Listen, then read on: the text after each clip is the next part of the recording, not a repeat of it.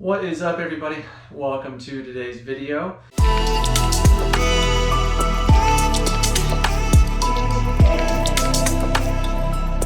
So today I had on my training plan a strength session, and I'm not gonna lie, my legs are a little tired. Well, my legs are okay. It's really the hip flexor area, specifically on my right hand side, is a little tired feeling. It's all about, listening to the body. So I alternated a little bit. I took an audible, and I did some P90X3 Dynamix today.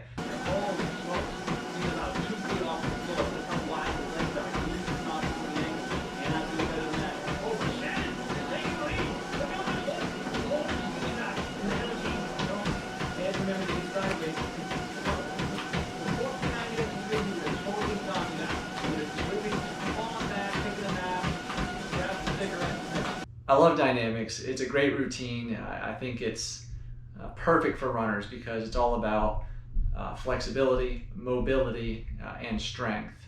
Just great movements that, if you're sore, can help kind of loosen you up a little bit, get the blood flowing, but also kind of give you a little bit of a workout at the same time. It's only 30 minutes, so it's something you can do pretty much every day if you need to and knock it out pretty quick. So anyway, it's up here from Strava. You can take a look at that. But, the legs were okay. It's just that hip was tired. And it's understandable because last week I did, I think it was like 13,000 feet of elevation gain after not doing much elevation for a month or so. And then Monday I did, 3,400. And then yesterday was 3,500. So about 7,000 feet of elevation gain this week already. So my legs are tired, my hips are tired. So I listened to my body. Again, with that flexibility in your training plan that I talked about a couple days ago, you got to be flexible in listening to your body. And if you need to change what you're supposed to do that day, don't be locked in on that 8-mile run, 10-mile run. If you need to run less, run less. It's going to be better quality miles and not hurt your body, potentially put you on the path towards an injury. So be flexible and be adaptable. Listen to your body. So that's what I did today. Tomorrow is 7 or 8 miles easy, so I'll hopefully get to run outside tomorrow. We will see. I haven't run outside in a while because it's been treadmill climbing or it's been crazy busy at work. I've just had to get it on the treadmill when I can. I had a question on yesterday's vlog from Beck Hikes. He wanted to know how important the shoes are for the types of runs that I do. I think what he means basically is like, how important is shoe choice for the type of running that we're doing. I hope I'm not interpreting that wrong, Beck, but anyway, shoes obviously are very important for what we're doing, and specific types of shoes. So for me, as a trail runner primarily, what I like to do all of my long runs are trails. So the shoe choice is critical. If it's going to be under 30 miles, under 40 miles, I'm going to want a lighter weight shoe, something with a little less cushions, more ground contact. The Hoka Torrent that I did my review on yesterday is a perfect choice for that. They have some pretty aggressive lugs on them, so it's pretty good grip.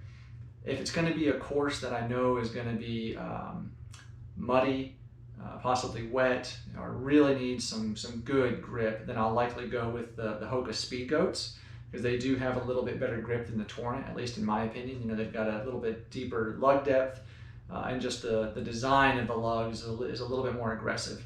So I'd go with that shoe. If it's a midweek run where I'm doing it on the treadmill or outside, obviously I'm going to go with a road shoe. I prefer the Hoka Rincon. It's a very lightweight, versatile shoe. I did a review on that, and I'll put that up here for you as well. That's kind of my go-to road shoe. But then also when I do shorter runs, like kind of a 7-mile or less, I like to work in the Topo Athletic ST3.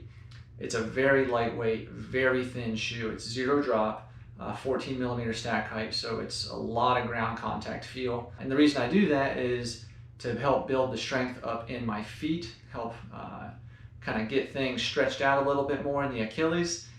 It's just, I think it's good to alternate back and forth. It's not good, I guess I should say, let me caveat that, it's not great to do that if you're going from like a maybe a Brooks type shoe where it's like an 8 to 12 millimeter drop going to a 0, you're going to injure yourself quickly. So I've spent time working up in a 0 drop. You know, I started out doing, I think, 2 miles, and then slowly got to 3 miles, 4 miles, 5 miles. I think the longest I've ever run in a 0 drop shoe is 7 or 8 miles.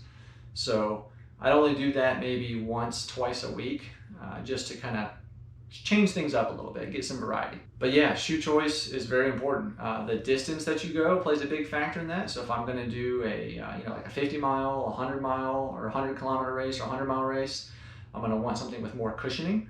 So again, if it's a trail race, I'm probably going to go with the Speed Goats because they've got more cushion. Or I might start out in the Tour and switch to the Speed Goat as my feet get more fatigued and tired as the race go on. And the same for the road. If it's going to be a long road, which I'm not going to do a long road race, at least not right now. The furthest I've ever run on road, well, I did that Scruffy City Challenge, which was a 50K on road, but it was broken up over segments, and the longest in that was 17 miles. So my longest road run that I've done, I think, has been about 22, 23 miles, and that's enough for me. So I prefer the trails. So anyway, the Hoka Rincon's perfect for all that stuff. Anyway, great question, Beck. I know that was long answered. Hopefully I got to the root of your question. So anyway, any other questions, put them below and I'll be happy to answer them. So thanks for watching today's video. I really do appreciate it. Just give the video a thumbs up, please. I would appreciate that also. And also, please click the subscribe button and the little bell to get notifications when I post new videos. To those that have subscribed already, again, thank you so much. I really, really appreciate it.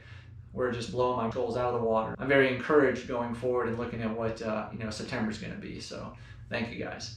All right, well, I will talk to you tomorrow.